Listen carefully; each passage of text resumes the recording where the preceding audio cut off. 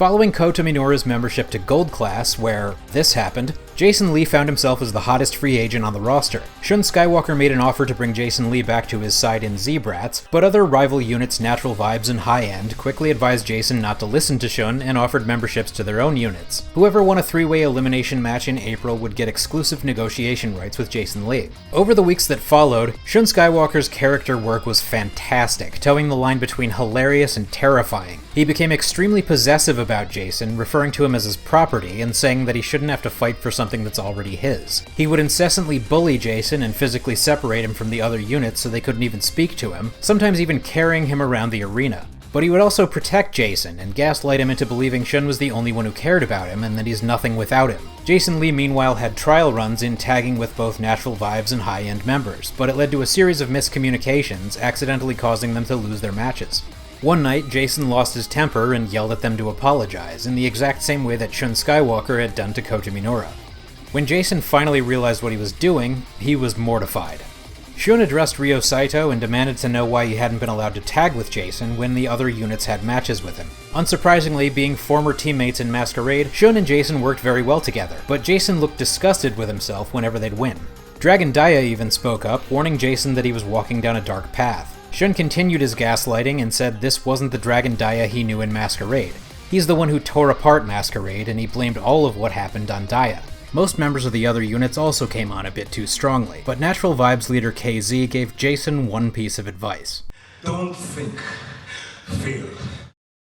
Leading up to the negotiation rights match, Jason started showing more of a dark edge. Where before he'd looked miserable, he now looked cold and devoid of emotion. Where he used to have to be dragged to the ring to be in Shun's corner, he now walked by his side willingly. Jason even declared that he would refuse to join High End even if they won the negotiation rights. At the April Korakuen Hall show, Jason Lee had a match against longtime friend and mentor, fellow Hong Kong wrestler Ho Ho Lun. But the ominous, insane specter of Shun Skywalker was in Jason's corner now, and Jason cheated to win against his friend. It seemed like his corruption was finally complete. Later that night in the negotiation rights match, the finish to the match saw a simultaneous double pin between Natural Vibes and Z-Brats, meaning Jason would now have to choose between the two. Natural Vibes made their case, offering new Jason Lee merchandise in their team colors, and their youngest member, Jackie Funky Kame, even learned Jason's native Cantonese to ask him to join.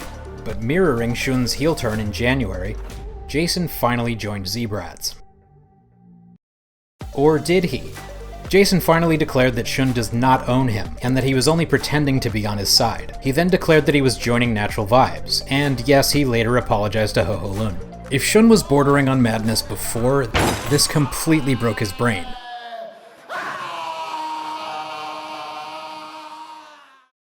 Shun and his old rival Diamante teamed up to focus on the Twin Gate belts, and defeated Dragon Daya and Yuki Yoshioka in a match that reflected their Apuestas tag match, but with the alliances switched this time. But despite the loss, Yoshioka went on to defeat both Shun and Diamante individually in the King of Gate tournament, as well as Kota Minoura in the finals, which guaranteed his first ever Dreamgate title shot. Kota Minoura began acting more entitled, and found a way to wedge himself into the Dreamgate title picture as well, even though he didn't earn it, which kind of proved Shun Skywalker right about him. The best villains always have a salient point.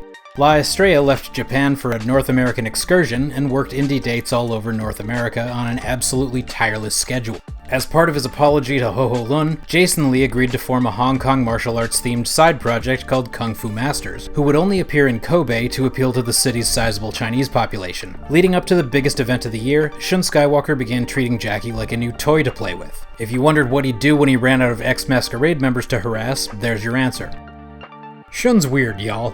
At Kobe World, while Dragon Daya lost his Bravegate title to Hyo, Yuki Yoshioka finally defeated Kai for his first ever Dreamgate title, and successfully defended it against Kota Minoura the next night. Jason and Jackie challenged Shun and Diamante for the Twin Gate titles, representing Kung Fu Masters instead of Natural Vibes because Kobe World is, in fact, in Kobe. And as Kung Fu Masters aren't a full-time unit and generally aren't taken that seriously, the challengers went into the match as complete underdogs, but they managed to pull off a match that many people are describing as the best match of the year.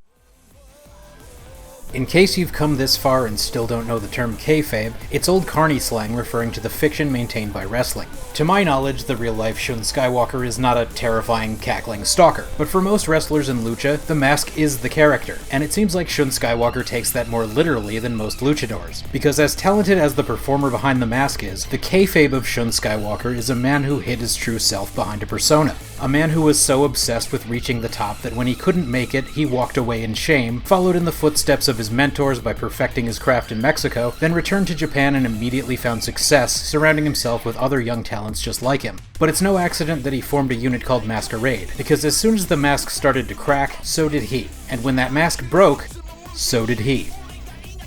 Shun's deranged obsessions will likely continue, and since pro wrestling never really ends, I had to stop somewhere. But the epic story of Masquerade was easily one of the best long-term storylines I've ever seen in wrestling. It dovetailed perfectly with other stories and subplots, and it led to some incredible matches along the way. That's why I watch. That's the kind of entertainment that makes it worth following our silly fake punch sport. And that's why I say Dragongate is the best wrestling promotion that most Western fans aren't watching. So if you like fast-paced, high-flying action, great storytelling, lucha libre, or strong style, I just have one question. Why aren't you watching this?